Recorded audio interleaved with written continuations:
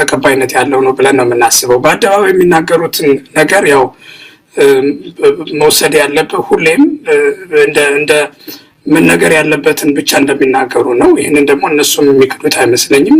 በአደባባይ የተናገሯቸውን ነገሮች አሁን መልሰው የተቃወሙ መሆኑን ማሳያዎች አሉ። ከጥቂት ዓመታት በፊት ሬፈረንደምን አንቀበልም በሚል ራሱ ኮሎኔልን በተደጋጋሚ ሲናገር የነበረበትን አቋም ቀይሮ አሁን ህጋዊ እና ቋሚ የሆነ መፍትሄ ያስፈልገዋል የሚል ቋንቋ አዳፕት ማድረግ ጀምረዋል። ይህ የሚያሳይ ምንድን ነው? ከፌዴራል መንግስት የተሰጣቸውን ይህንን ሬፈረንደምን ተቀብላችሁ አስፈጽሙ የሚለውን መቀበላቸውን እና በዛው አግባብ ቋንቋቸውን፣ አገላለጻቸውን፣ መቀለሳቸውን ማየት ይቻላል። ሁለተኛ ከዚህ በፊት ሲባል እንደነበረው ከትግራይ ተወላጆች አሁንም አሉ፣ እዛ የሚኖሩ አሉ። ከዚህ በወቅቱም በጦርነቱ ወቅቱም ሊሄዱ ሲሉ አትሄዱም ብለው ያስቀሯቸዋሉ። ይህንንም እነሱ ያምናሉ፣ ይናገራሉ። ስለዚህ ከዚህ በፊት የሚናገሩት የነበረው ሰፋሪ የሚመጣ ሰፋሪ የለም፣ ኦልሬዲ የነበሩት ንጹሃን የሆኑት ዜጎች እዚህ አሉ፣ የሚመጣ የለም ብለው በአደባባይ ይናገሩ ነበር። ቀሪዎቹ አርሚ ሰባን ጨምሮ ሳምሪን ወጣቶች ስብስብን ጨምሮ በማዕከላን ጭፍጨፋ የፈጸሙ ወንጀለኞች ናቸው፣ እነሱ ተጠያቂ መደረግ መቻል አለባቸው ሲሉ ነበር በአደባባይ። አንተም በሚዲያዎች ላይ ሰምተው ሊሆን እንደሚችል ሲናገሩ ነበር። አሁን ያንን ቀይረው የሚመጡ ሰፋሪዎች አሉ፣ ይህም ደግሞ በመንግስት አቅጣጫ ተሰጥቶበታል ብለው መናገር ጀምረዋል። እና ብዙ ጉዳዮችን ማየት እንችላለን። የሚያስቀምጡት ዓላማ፣ የሚያስቀምጡት ጀስቲፊኬሽን፣ የሚያስቀምጡት ግብ ጎል ፖስቱ ፑሽ እያደረገ እየሸሸ አልቲሜትሊ የኦሮሞ ብልጽግና የሚፈልገው እና የሚናገረውን እያስተጋቡ መምጣታቸውን በአደባባይ የሚናገሩትን ብቻ በማየት ማወቅ ይቻላል። ነገር ግን ቢሃይንድ ዘ ሲን እነሱም ከማህበረሰቡ አባላቶች ጋር ሲገናኙ የሚሉትንም እንሰማለን። እኛ ከነዛም ስብሰባዎች ላይ በቀጥታ የድምፅ ማስረጃዎችን ጨምሮ እንሰማለን እና በእነዚህ ስብሰባዎች ሰሞኑን ባደረጓቸው ሲናገሩ የሰማነው በተጨባጭ ምንድን ነው? ሰዎች ይፈናቀላሉ፣ እውነት ነው። ነገር ግን እየሞከርን ያለ ነው ቢያንስ ሌላ አዲስ ቦታ ተሰጥቷቸው ቤት ሰርተው እንዲኖሩ ለማድረግ እየሞከርን ነው የሚለውም በራሳቸው በኮሎኔል ደመቀ ባይሆን አስተዳዳሪው እሸቴ ያለበትን የድምፅ ማስረጃዎች ሁሉ አለን እኛ በስብሰባዎች በቢሃይንድ ዘ ሲን ለማህበረሰቡ አባላቶች በሰጡት ማብራሪያ የተናገሩበትን ሁኔታ ሰምተናል። እና ይህ ግን በተጨባጭ ምንድነው? ማፈናቀልን እየፈጸሙ ነው ሰዎች። የአካባቢ እንደሚታወቀው የመንግስት በጀት የለውም። ዜጎችን ከሆነ ቤት አፈናቅለህ ቤት ስራ ማለት ጎዳና ተዳዳሪ ሆን ማለት ነው። ሂድ አልልህም ግን እንድትሄድ አደርግሃለሁ ነው። ስለዚህ እኛ በተፈናቃይ አማራዎች ሊፈናቀሉ ነው፣ ቤት አልባ ሊሆኑ ነው፣ በአማራዎች መካከል ደረጃ ሊያወጡ ነው ስንል ይህንን በተጨባጭ እነሱ የሚናገሩትን መነሻ አድርገን ነው በመረጃ ላይ የተመሰረተ ካራክተራይዜሽን ነው መሳይ። እነሱም አይክዱትም። ይህንን አንተም ራሱ ብታናግራቸውና ፕረስ ብታረጋቸው የሚያምኑት ጉዳይ ነው። ምናልባት ሊሰጡ የሚችሉት ማብራሪያ በፌዴራል መንግስቱ የተሰጠ አቅጣጫ ነው፣ ምንም አማራጭ የለንም የሚል ሊሆን ይችላል። ስለዚህ መድረኩ በደንብ ተከታትለው ሆነ ምናልባት ተቆራርጦ ይመጣልን ነው ሙሉ ምስል አግኝተናል ወይም ሙሉ የመድረኩን አውድ አግኝተናል ለማለት ባያስችልም ግን እንደው እየተቆራረጡ የሚወጡት ራሱ ጌታቸው የሚናገረው ነገር የበፊት ነገር ይመለሳል አይደለም። ብዙ ነገሮች ያው ሆነም ቀረም ይሄ የዘር ፖለቲካ መጥቶ ራሱ ህወሓት ባመጣው እና ኢትዮጵያ ላይ በተከለው የዘር ፖለቲካ መልሶ ዋጋ እየከፈለበት እንደሆነ ከምንም በላይ ማሳያው ይሄ ነው እንጂ የትግራይ ህዝብም የአማራ ህዝብም የትም ሀገሩ ነው ከሰሜን እስከ ደቡብ ሁሉም ቦታ ሀገሩ በሆነበት ሁኔታ እንዲህ አይነት ክፍፍል መጥቶ ዛሬ የትግራይ ተወላጆች ሰፋሪ ተፈናቃይ፣ የአማራ ተወላጆች ተፈናቃይ ከቀያቸው እንዲህ የሚባለው ነገር ራሱ ህወሓት ያመጣው ነው። በእርግጥም ትልቅ ዋጋ የወልቃይት ህዝብ ከፍሏል። አሁን ነገሮች ተቀይረዋል ብለው እየገለጹ ነው። እንደው መድረኩ ምን ነበር? በእናንተ የመረጃ ምንጭ የጌታቸው ጉዞ ዓላማ ቀደም ሲል የገለጻችሁት አለ። ጌታቸው ስምረትን ይዞ መጥቷል።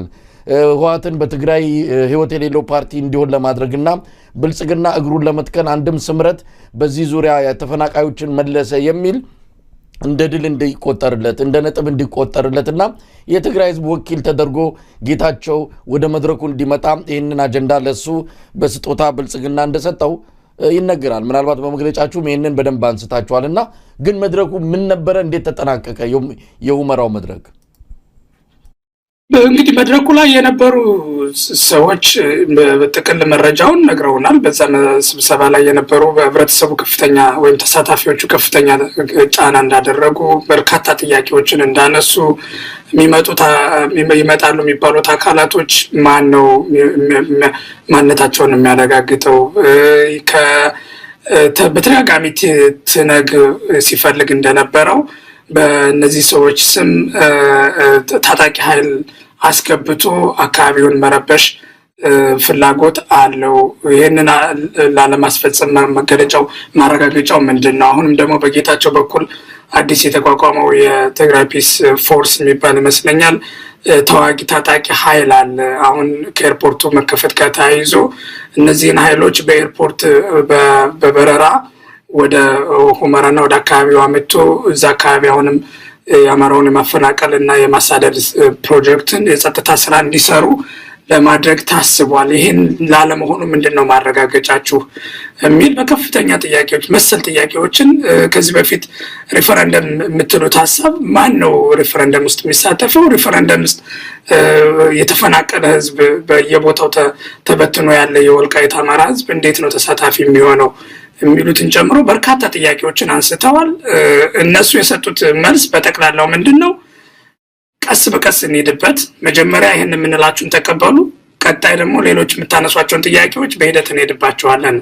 ይሄ ግን መሬት ላይ ያለ የፖለቲካ ስራ እንዴት እንደሚሰራ ለምናውቁ ሰዎች አንድን ነገር ማስፈጸም ስትፈልግ ከትንሹ የጀመርክ ቀስ እያልክ ስቴፕ ባይ ስቴፕ ነው የምትሄደው። ይሄ መድረክ አዲስ መድረክ አይደለም። ይሄ መድረክ ከፕሪቶሪያ ስምምነት ጀምሮ የምንጠብቀው የነበረ መድረክ ነው። ምናልባትም አንተም ከዚህ በፊት በነበሩ ውይይቶችም አንስተነዋል። እኛ ለጠቅላይ ሚኒስትር አብይ አህመድ ለአውሮፓ ህብረት ስፔሻል ኢንቮይ ወብነር በቀጥታ ያላት ምንድነው? እነዚህ ሰዎች ከትግራይ ሰዎች ይሄዳሉ፣ አካባቢው አስተዳደር ይፈርሳል፣ ሪፈረንደም በሚል ሰስቴኔብል መልስ ይሰጠዋል፣ ከዛም የምንፈልገውን አይነት አስተዳደር እንመሰረታለን ብሎ ፕሪቶሪያ ላይ ለቲፒኤልኤፍ የተነገረው ለዲፕሎማቶች የተናገራቸው ይሄ ነው።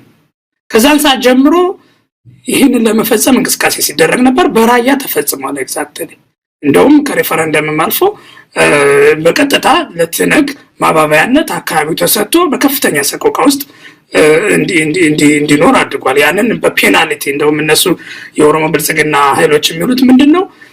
ሪፈረንደምም አናደርስም፣ የአማራ ኃይሎች ፋኖች የመሳሪያ ስላነሱ በመሳሪያ የሚፈልጉትን ማሳካት እንደማይችሉ ማሳየት መቻል አለብን።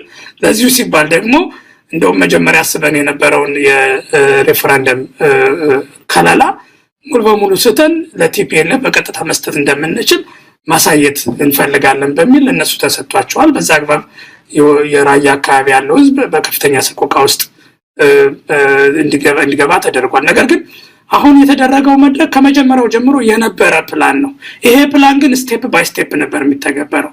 መጀመሪያ እነዚህ የሚፈልጓቸው ሰዎች እንዲመለሱ ይፈለጋል። ሁለተኛ ከዚያ አካባቢ አማራዎች እንዲፈናቀሉ ይፈለጋል። ሶስተኛ አሁን ኮሎኔል ደመቀ የሚተማመኑበት አካባቢው ላይ ቁጥጥራለን የሚሉት አስተዳደር እንዲፈርስ ይደረጋል።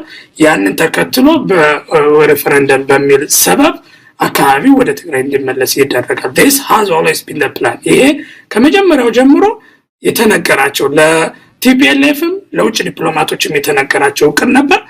ይሄ ነው እየተደረገ ያለው። መድረኩም በዛ አግባብ አሁን የመጀመሪያ የሚባለውን ሰዎችን ከትግራይ ወደዚህ አካባቢ የማምጣትን እንቅስቃሴ አካባቢው ያለምንም ተቃውሞ ሰው እንዲፈጽመው